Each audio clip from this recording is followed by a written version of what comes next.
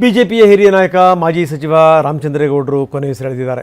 ನಿನ್ನೆ ರಾತ್ರಿ ಬೆಂಗಳೂರಿನಲ್ಲಿ ಖಾಸಗಿ ಆಸ್ಪತ್ರೆಯಲ್ಲಿ ಅವರು ಕೊನೆಯುಸಿರೆಳೆದರು. 88 ವರ್ಷ ಅವರಿಗೆ. ಅನಾರೋಗ್ಯದಿಂದ ಬಳಲ್ತಾ ಇದ್ದರು ರಾಮಚಂದ್ರೇಗೌಡರು.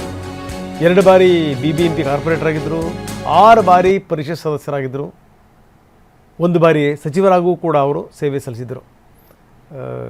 ಇವ್ರದ್ದೇನಪ್ಪ ಇವ್ರದ್ದು ವಿಶೇಷತೆ ಅಂತಂತಂದರೆ ಇದ್ದಿದ್ದನ್ನು ಇದ್ದಂಗೆ ಹೇಳುವಂಥ ವ್ಯಕ್ತಿ. ಮುಲ್ಲಾಜಿಲ್ಲ ಮಾತನಾಡುವಂಥ ಸಂದರ್ಭದಲ್ಲಿ ಅವರು ಗಟ್ಟಿ ಇರೋ ತನಕ ನನಗೆ ತುಂಬ ಚೆನ್ನಾಗಿ ಜ್ಞಾಪಕ ಇದೆ. BJPಯ ಪರವಾದಂಥ ದನಿಗಳು ಇಬ್ಬರನ್ನ ಜ್ಞಾಪಿಸ್ಕೊಳ್ಳೇಬೇಕು. ಒಬ್ಬರು D.S. ಶಂಕರಮೂರ್ತಿಗಳು, ಇನ್ನೊಬ್ಬರು ರಾಮಚಂದ್ರೇಗೌಡರು.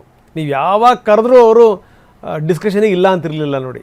ಜೊತೆಗೆ ಈ 3 ಜನ ನಾಯಕರು ಇದಾರಲ್ಲ, ಯಡಿಯೂರಪ್ಪ, ಈ ರಾಮಚಂದ್ರೇಗೌಡರು ಮತ್ತು D.S. ಶಂಕರಮೂರ್ತಿಗಳು, ಅವ್ರನ್ನ ಸೆಟ್ ದೋಸೆ ಅಂತ ಕರಿತಾಯಿದ್ರು BJP ವಲಯದಲ್ಲಿ. 3 ಜನ ಯಾವಾಗಲೂ ಒಟ್ಟೊಟ್ಟಿಗೆ ಇರೋರು ಇವರು. ಇತ್ತೀಚಿನ ದಿನಗಳಲ್ಲಿ ಪಾಪ ಅನಾರೋಗ್ಯ, ಯಾಕಂದರೆ ಏಜ್ ನೋಡಿ 88 ವರ್ಷ. ಇಷ್ಟೆಲ್ಲ ಆದರೂ ಕೂಡ ಇವರು ಯಾವುದೇ ಕಾರ್ಯಕ್ರಮಗಳಿಗೆ ತಪ್ಪಿಸ್ತಿರಲಿಲ್ಲ ನೋಡಿ. ಮೊನ್ನೆ ಯಾವುದೋ ಒಂದು ಕಾರ್ಯಕ್ರಮ ನಡೆದಾಡೋಕ್ಕೂ ಕೂಡ ಕಷ್ಟ ಆಗ್ತಾಯಿತ್ತು, ಆದರೂ ಕೂಡ ಬಂದು ಹೋದರು. ಭಾಳ ಉತ್ಸಾಹಿ, ತುಂಬ ಅದ್ಭುತವಾದ ಮನುಷ್ಯ, ಇದ್ದಿದ್ದನ್ನು ಇದ್ದಂಗೆ ಹೇಳುವಂಥವರು. ಅಂಥ ರಾಮಚಂದ್ರೇಗೌಡರು